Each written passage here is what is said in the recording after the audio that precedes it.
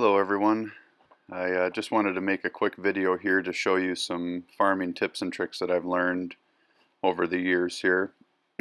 First one I wanted to tell you about: go into your settings and actually turn your sound effects on, and you can adjust your volume accordingly, but I understand that's going to be kind of annoying when you're scrolling through some of your items. But when you go to a search and you do find match, I'm not going to let this go because it's going to take a while right now for me to find a match because it's crappy time of day. However, when I do find a match, a sound animation of the swords will happen. So if you have that volume turned up, you don't necessarily have to have your eyes glued to the phone the entire time. You can just set it down next to you while you're working or whatever the case may be, and it'll make that little chime sound, and then you can go do your attack. So that is tip number one, kind of save you some sanity so you don't have to sit there and stare at the screen the entire time.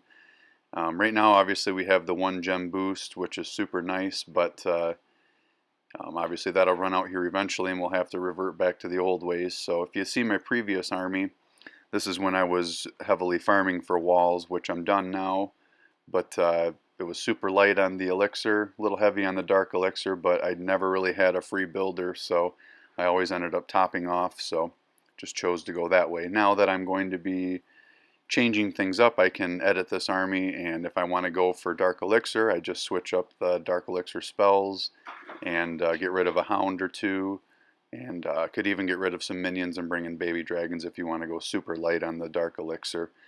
But yeah, that's the main point there in the army that I use, and that's very flexible army. You can adjust that basically to whatever you need. Now another part that I wanted to talk about was these heroes here. If I had these heroes boosted, right, well, I got only that one up right now, but anyways, if this one was boosted, now let's say I'm going to go in to go do an attack. As of right now, that hero starts to regenerate.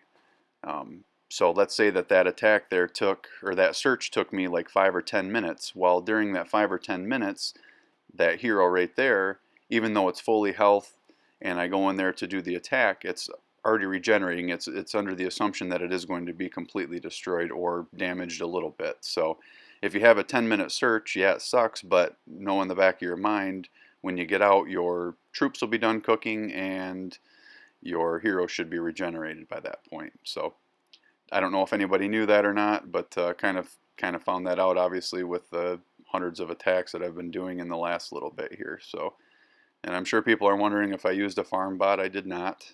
That was all me. Make fun of me if you will, but yeah, that's the insanity. But anyways, I had it all done within just over a week, so now I can just relax and let everything else upgrade, and kind of basically done with the major part of the grind. So let's go look at a couple attacks here. So this was towards the end of my wall grind. I was just getting so irritated with it, but so some crappy attacks in here, but there are some decent ones too, and I'll show you a couple of them just so you can kind of get the idea of what I do. So I don't know, we'll just start with this one down here. Put it on ×2. So basically pick a side, find out where all the loot is, where the best spot is to get your loot. And hell, even if you don't want to do that, if you're working and you don't really have time to look down at your phone, just pick a side and just go. The attack takes typically 1.5 minutes to complete, probably only 30 seconds to drop your troops. So you can adjust the troop composition, the spell composition. I like the freeze to bring in just in case you get a electro dragon, or if you have to go into a sweeper to get the best part of the loot, then you can just freeze that sweeper and it lets you get back into it. So well, that's basically that one there. I'll show you another one here just so you get the idea of what I'm doing here. I don't know, let's see what this one was like. And again, they don't have to be a 100% attack to make it worthwhile, because every attack that I get, over 50%, I get the loot bonus, which is over 300,000, or around 300,000, I guess. It wouldn't be quite 300,000 because I wouldn't have the full bonus in effect. But here you can see that I had to deal with a dragon CC. Sometimes there's just not much you can really do with it, but oh, and I even see yeah. Anyways, kind of how that goes here. I'll just quickly fast forward so you can see this attack didn't necessarily go great, but in the end I still got the loot that I really needed. So, and I'll go ahead and show you just one more here just to give you the idea. Oh, I don't know, where's it? This is 100% one. Let's see what this one was like. Not the best loot, but wasn't going to be too picky. Now this is only a Town Hall 10, but yeah, you get the picture. Just kind of boom, bam, put them in. And yeah, basically that's a wrap. So just adjust those armies, and I don't know if I mentioned it, but with this army you don't even really need heroes. Let's see if I can find one without any heroes.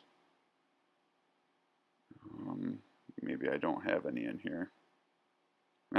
With the 1 gem boost, it's hard to get it without a hero, but with that same attack you can do it without a hero. Again, it may not be quite as successful, but yeah, that's kind of what I do, and hopefully you guys can maybe take some of those tips and tricks and utilize them yourself.